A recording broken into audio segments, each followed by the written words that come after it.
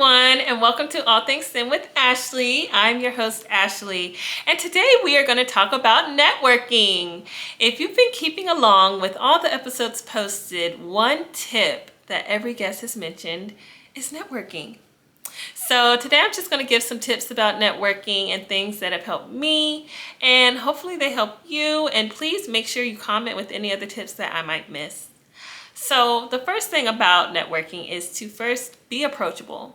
Smile, have good energy, make eye contact. You can't go into a room and be looking at the ground or staying in a secluded space and expect to be able to meet people. The thing about networking is wherever you are, whether it be a meeting, a conference, a networking event, the first part is being approachable. So that's something super important. And no one has to be overly outgoing or anything like that, but just be approachable as in have a welcoming type of body language. So I'm super outgoing and I can talk to a bunch of people one-on-one, but when it gets in a lot of groups, I'm more quiet. But you don't have to have an outgoing personality to network. Just make sure you're approachable, smile, make eye contact, and go up to that person. One thing I've noticed that helps me when I'm at conferences or networking events is to have my elevator speech. So you can create a 30-second, 45-second, or even 60-second elevator speech, just telling a little bit about yourself to break the ice. Because one thing a lot of people are usually comfortable with is speaking about themselves. So like for me, I might start off with, hi, I'm Ashley. I'm a Georgia native. I went and studied engineering at the University of Alabama, Roll Tide. Different things like that help people have something in connection with you. Someone might be from Georgia. Someone might have studied the same field as you. Somebody might have went to the same school as you. So have your elevator pitch ready and just start breaking the ice with that. Some networking events have it where it's a mix and mingle right from the jump, or some places even have games. If you're at a conference and see somebody that you're like, oh, I really want to speak with them and network with them from maybe they hosted an exhibit at the conference or you just spoke with them in passing and you want to learn more about that person, take the steps to go after the seminar, meeting, or whatever to go meet some more with that person and say, I'd like to talk more about such and such topic or whatever they may have spoke on. So the first step is being approachable, and the second step is having an elevator pitch ready to kind of help break the ice. One way to get involved with networking is to attend industry events or different events that pique your interest. With networking, it can be within work or it can be within your personal time, and it can just deal with whatever topic you like best. So for me, as I mentioned in my first video, when I first moved to Dallas, I immediately went on Eventbrite and searched for networking events. And one of my favorite events was I'm New Here Dallas, and it was about all women networking to meet each other just to navigate Dallas. And I got a great connection from there, and it helped me with my other connections. But sometimes you can do something like an industry mixer, like it might be a National Society of Black Engineers or things like that. So you never know, just go into something that's your niche and go from there and say, hey, I want to meet more people in this type of industry, so let me go meet them. And like I said before, have your elevator pitch and be approachable. So go to different places that you actually want to meet people to network with and just go from there.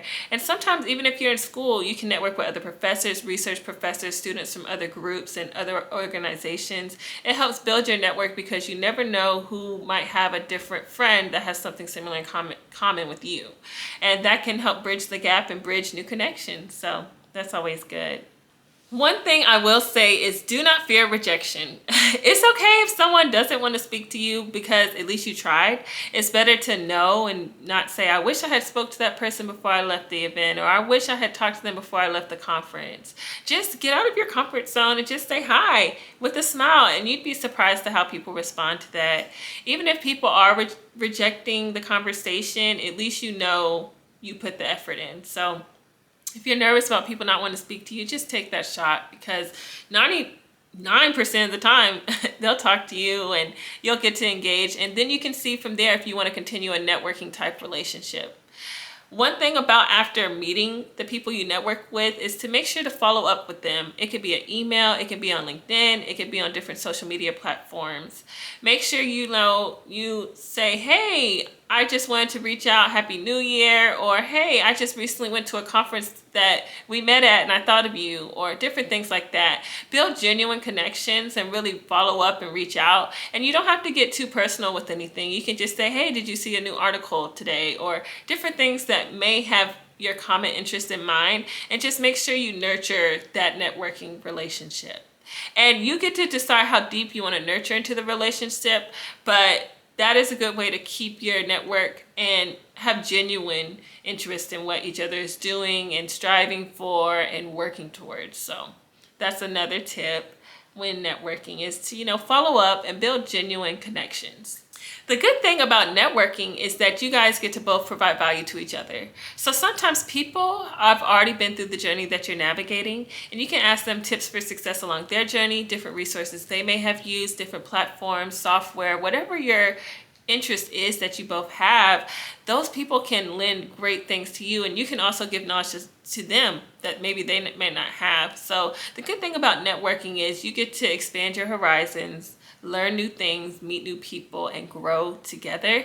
And that's the great thing about networking relationships. And sometimes you never know where they might take you. Some people network at a conference and they end up working together at the same company. Sometimes teachers network with different students and they end up getting their teacher once they retire at the company they're at. Different things happen where you never know how that networking can impact you in the future, maybe 5 or 10 years down the road.